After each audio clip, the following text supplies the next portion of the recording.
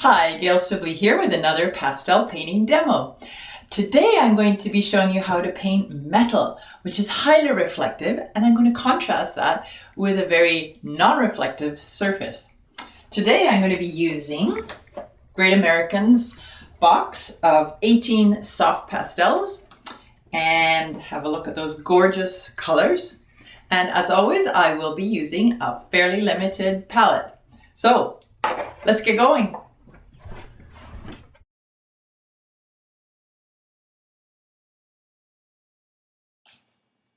Okay, so here's my 6x6 Wallace paper that has a watercolor wash put on it previously, and it's got a vine charcoal drawing, a simple drawing of the light bulb, just a regular old light bulb, and a metal tin, and a little paint tube. I just put that in there for composition and also a little splash of color.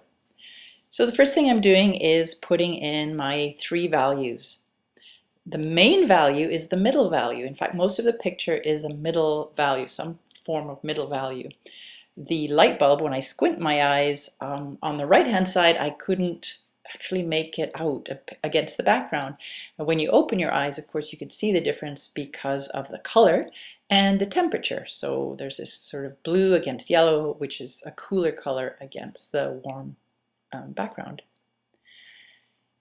There is a little bit of dark, which is mostly cast shadows, and then there's a tiny bit of light value, which are the highlights and the top of that tube of paint, which really surprised me how bright that was. There's also a bit of lighter value, lighter middle value on the ground, the yellow ground to the left-hand side, which is the side that the light is coming in from. Now with painting metal, it really is about values, and it's really about looking at what you can see, and that's really hard, but it's something to train yourself to do. And it's still hard. It's hard for me, and I do it, practically every day. So with metal, there's a wide range, and this is mostly shiny metal. There's a wide range of value from really dark, the darkest darks, to the lightest lights, and then everything in between. Whereas, say, the light bulb, as you can see, is mostly a middle value, and there will be sort of some softer highlights, but they're a lot softer than the lights that are on the tin.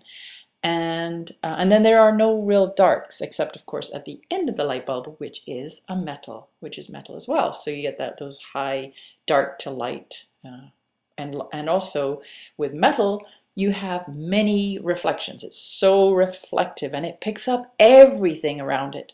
And that's what makes it so kind of fun to paint, is that you get all these great colors that are reflective, assuming of course you've got color around, and there are reflections in that tin that you can't even see in this little still life. Like other things in my studio are reflecting, and that so there are things that I really love and wanted to put into this. So I'm not trying to make a photographic representation, but I'm attempting to recreate some sense of what I see, and things that I really want to include. For instance, the lovely color that's coming through that light bulb. The light bulb's not transparent, and but it's not fully opaque, so you see that lovely glow of warmth coming through there, and I really wanted to include that. And I wanted to include that splash of red that's on that paint tube that you can see in the reflection, and also just the lid of the tin. There's a little bit of red right there reflecting the red that's from the paint tube as well. And then of course all those different colors that are on the tin, and also in the shadow that's cast by the tin.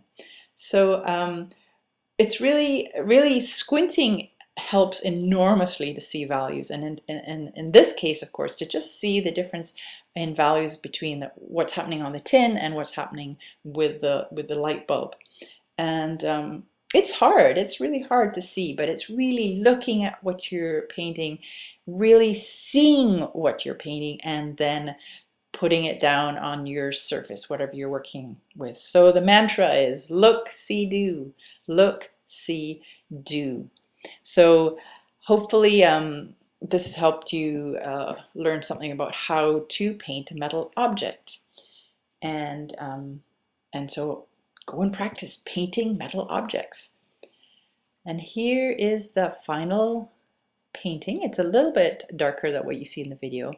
Probably photographed it on a cloudy day, but you can see those high reflections and softer reflections. There's the 11 pastels. Well, here's the tin and here's the light bulb, just so you can see the real thing. I hope that showed you something about how to paint metal.